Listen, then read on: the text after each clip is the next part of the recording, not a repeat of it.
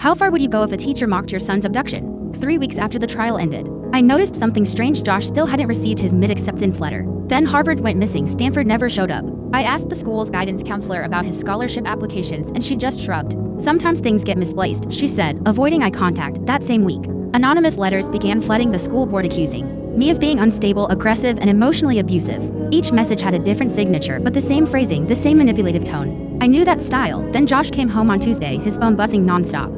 Dozens of anonymous texts from unknown numbers. You destroyed a good teacher. Crybaby needs mommy to fight his battles. Miss Poi deserved better than you. I changed his number that night. By Thursday, the same messages found him again. Friday brought a new nightmare. His transcript suddenly showed incomplete credits. The registrar claimed his junior year grades were missing. I stormed straight to the district office. We're nervous.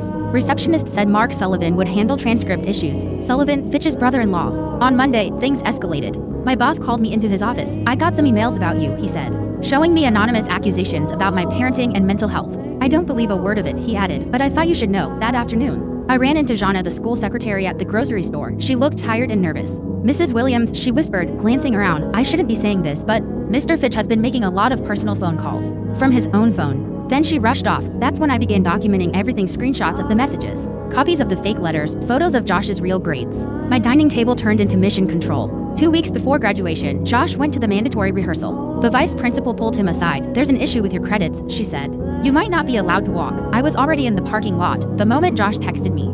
I floored it. The records office was supposed to be closed, but a light was on inside. I saw Kyle Bennett, Ms. Poi's former teacher's assistant and now part-time office staff, typing furiously. I watched as he lowered Josh's grades on the screen. Then I barged in. Step away from the computer, I said, recording everything. His hands trembled. On screen, I saw names from my list of 17 students, all victims who had testified against Miss Poi. He said I'd get a recommendation. Kyle stammered. Mr. Fitch said if I helped fix things. He slumped in the chair. I'm sorry. I'm so sorry. I sent the video to my lawyer before I even left the building. The next morning, Josh's tires were slashed. Our neighbors' security cam caught the culprit, Brady Fitch, the principal's nephew. I'd seen him hovering near his uncle at school events.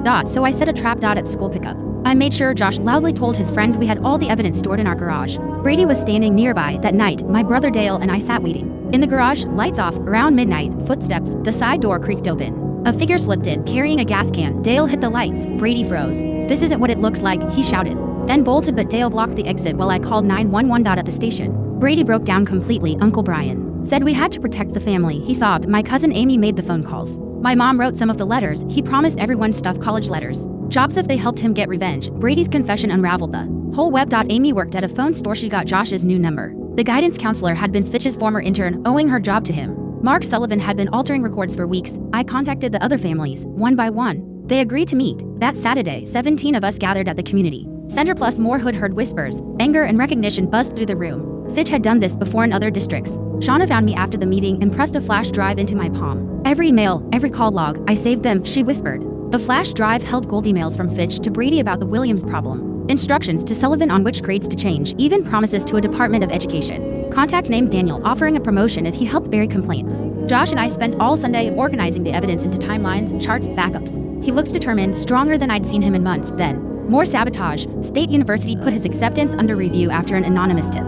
about academic fraud. CPS came to our home based on false abuse claims. Josh's windshield was smashed. I was done playing defense. I hired a private investigator within a week. He uncovered everything. 3 school districts, 15 years of intimidation, all orchestrated by Fitch. He'd sent anonymous emails from school IP addresses, used classrooms for harassment calls instead of going to the authorities right away. I called a journalist friend as she investigated. More stories poured in. Fired teachers, silenced counselors, ruined students. Josh, meanwhile, started a student support group. Soon, 20 kids were meeting weekly, finding strength in each other. 2 days before graduation, Kyle warned me he's planning something. A fake court order. He got someone who can forge legal documents. We prepared for war.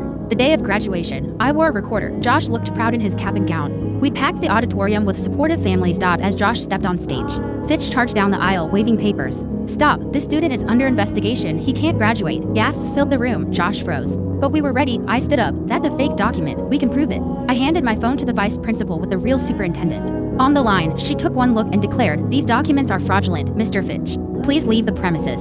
Fitch didn't back down. He screamed, you people are weak, soft, he's a fraud. Then Jana stood up. No, you destroyed good teachers. I have proof, 15 years of it. Josh stepped to the mic. I'm not weak because I have PTSD. I'm strong because I survived you. The auditorium exploded in applause. After the ceremony, detectives interviewed everyone. The fake court order, harassment, threats all added up. That night, the journalist called. The article goes live tomorrow, 3-part series. This is bigger than anyone knew. The next morning, the article trended nationwide. The hashtag Josh Williams protocol took off. Families from multiple states came forward. Fitch struck back again, more false reports. Tampering with college housing, financial aid, internships, but we knew the game now. Our group expanded to 60 families. Shauna found proof of Fitch using a district credit card for personal expenses like burner phones. It was the final nail. Sunday morning, arrests were made. Fitch, Sullivan, Amy, and 3 others. Josh left for college that Monday. The school personally apologized and reinstated his honors placement that same week.